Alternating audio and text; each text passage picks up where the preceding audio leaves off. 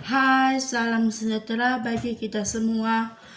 Video ini adalah tugas presentasi beberapa prinsip umum dalam menafsirkan Alkitab yang sudah kami pelajari pada mata kuliah Hermeneutika PB bersama Bapak dosen pengampu Pak Dr. Baginda Sitompul MPDK. Untuk itu, memperkenalkan nama saya Anastasia Manuro dengan NIM 240101040 Prodi PAK atau disebut Prodi PAK.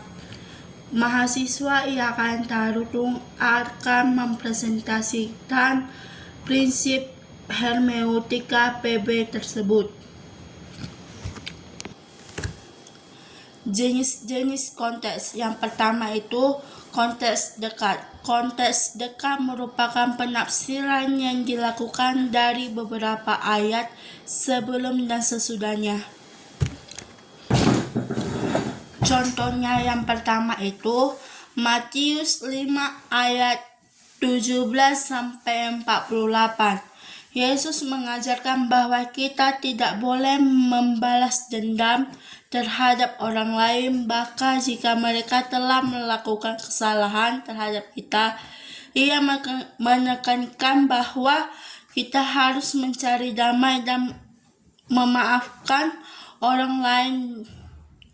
Dalam hal ini, Yesus juga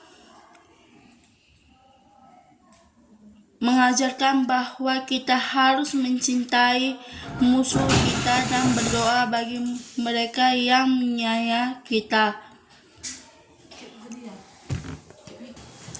Yang kedua itu konteks jauh.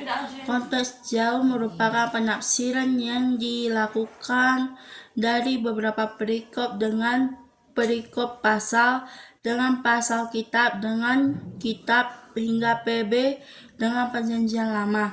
Contohnya itu tentang Yesus Pembaptis. Dalam Matius 3 ayat 1-12 menceritakan tentang Yohanes Pembaptis, dilanjutkan dengan Matius 3 ayat 13-17 tentang Yohanes Membaptis Yesus, dan setelah itu dilanjutkan dengan Matius 4 ayat pasal 4 tentang pencobaan di padang gurun. Yang ketiga itu konteks historis. Konteks historis dalam menafsirkan Alkitab merujuk pada pemahaman tentang latar belakang sejarah, budaya, sosial, politik, dan kondisi kehidupan pada masa tersebut. Contohnya yang pertama itu Kisah Para Rasul 16 ayat 16-40 tentang Paulus dan Silas ditangkap oleh orang-orang Yahudi di Filipi karena mereka menyebarkan Injil kepada orang-orang non-Yahudi.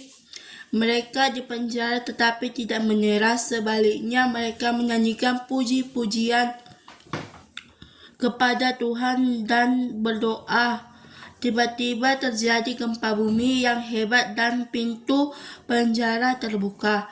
Paulus dan Silas tidak melestarikan diri, tetapi mereka tetap berada di penjara dan menyebarkan firman Tuhan kepada sipir penjara dan keluarganya sipir penjara dan keluarganya kemudian menjadi percaya kepada Tuhan dan dibaptis.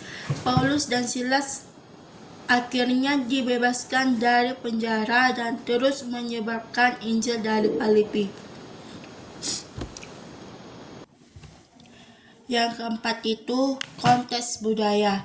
Konteks budaya dalam menafsirkan Alkitab merujuk pada pemahaman terhadap kebiasaan, tradisi, nilai-nilai, norma sosial, dan praktik kehidupan masyarakat pada zaman penulisan teks tersebut.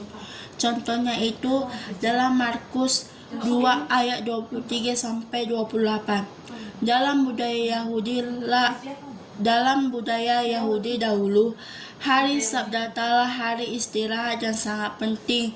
Pada hari Sabat, orang-orang Yahudi tidak diperbolehkan melakukan pekerjaan apapun, termasuk memetik gandum. Namun Yesus dan murid-muridnya memetik gandum pada hari Sabat yang dianggap melanggar hukum Sabat.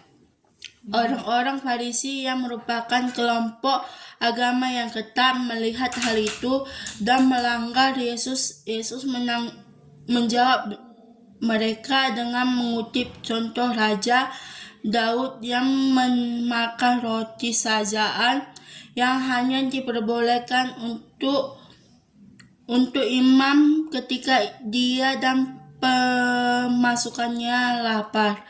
Yesus juga mengatakan bahwa hari Sabat adalah untuk manusia, bukan manusia untuk Sabat.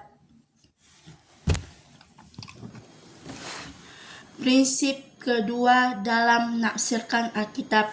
Yang pertama itu, tidak menafsirkan ayat Alkitab dengan ayat yang lain. Ayat Alkitab yang bertentangan dengan ayat lain merujuk pada situasi di mana dua atau lebih ayat dalam Alkitab tunjuk tanpa memberikan pesan dan ajaran yang saling bertolak belakang atau berbeda. Contohnya itu 1 Korintus 14 ayat 34 sampai 35. Korintus 14 ayat 34 sampai 35. Perempuan yang berdiam diri di dalam gereja-gereja. 1 Korintus 11 ayat 5. Tetapi setiap perempuan yang berdoa yang berbuat dengan kepala terbuka menghina kepalanya. Prinsip ketiga dalam menafsirkan Alkitab. Yang pertama itu membedakan deskriptif dan didaktif.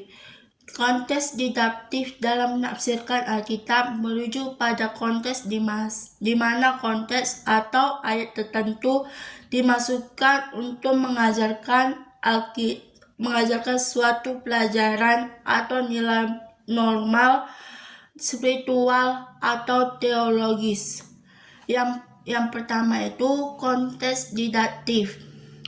1 Yohanes pertama itu Yohanes 13 sampai 34 sampai 35, perintah untuk mengasihi Tuhan.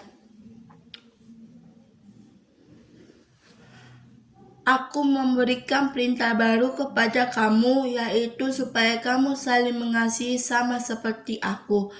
Aku telah mengasihi kamu, demikian pula kamu harus mengasihi. 13 ayat 35. Dengan demikian semua yang akan tahu bahwa kamu adalah murid-muridku, yaitu jikalau kamu saling mengasihi.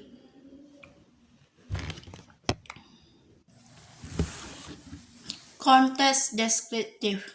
Konteks deskriptif dalam menafsirkan Alkitab merujuk pada pemahaman konteks Alkitab yang bertujuan untuk menggambarkan atau mendeskripsikan situasi, peristiwa, atau konteks tertentu yang terjadi pada waktu itu. Contohnya yang pertama itu gempa bumi yang menyertai doa rasul-rasul. Kisah Para Rasul 4 ayat 31. Gempa bumi yang menyertai doa rasul-rasul adalah tanda kekuatan Tuhan yang tidak terbatas. Gempa bumi ini juga menunjukkan bahwa Tuhan menjawab dua orang-orang yang percaya kepadanya dan memberikan kekuatan dan keberanian kepada mereka untuk melanjutkan pekerjaan mereka.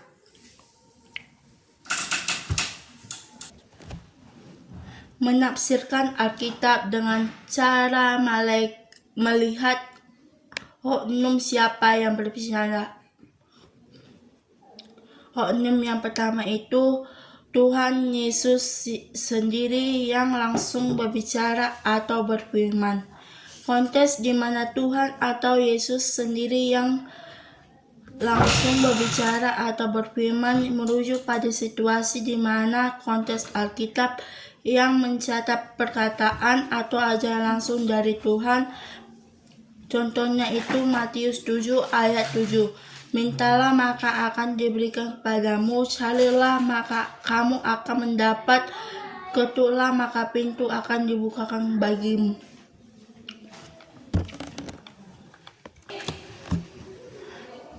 Yang kedua, oknum yang kedua, malaikat yang berbicara. Konteks di mana malaikat yang berbicara merujuk pada situasi dalam Alkitab di mana malaikat bertindak dengan sebagai utusan Allah untuk menyampaikan pesan atau wahyu-Nya kepada umat manusia.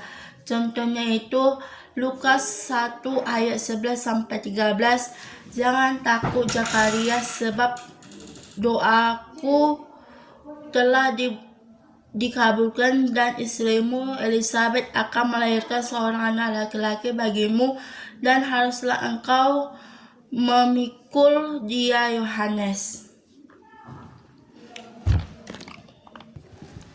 Oknum yang ketiga itu manusia atau manusia sendiri yang berbicara. Konteks di mana malaikat yang berbicara merujuk pada situasi dalam Alkitab di mana malaikat bertindak sebagai utusan Allah untuk menyampaikan pesan atau wahyu-Nya kepada umat manusia. Contohnya itu Yohanes 11 ayat 25 sampai 26. Maria berkata kepada Yohanes, "Ya Tuhan, aku percaya bahwa Engkau adalah Mesias, Anak Allah, yang akan datang ke dalam dunia ini."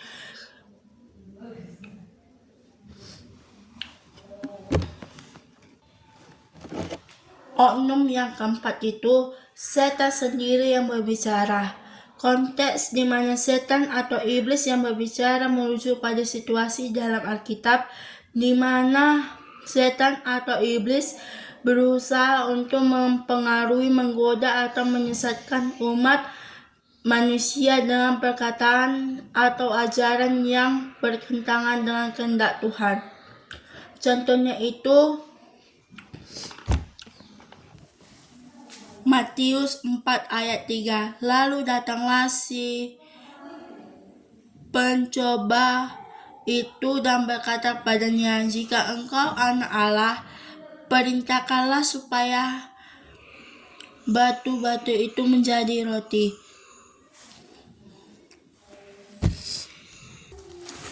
Demikianlah penjelasan saya terhadap beberapa prinsip umum penafsiran hermeneutika dalam Perjanjian Baru, dan tentu ini bukanlah akhir karena masih ada lanjutan materi beberapa prinsip yang akan kami pelajari dan dipresentasikan di waktu berikutnya. Semoga bermanfaat bagi kita dalam menafsirkan Alkitab dengan baik dan benar. Sekian dan terima kasih. Salam.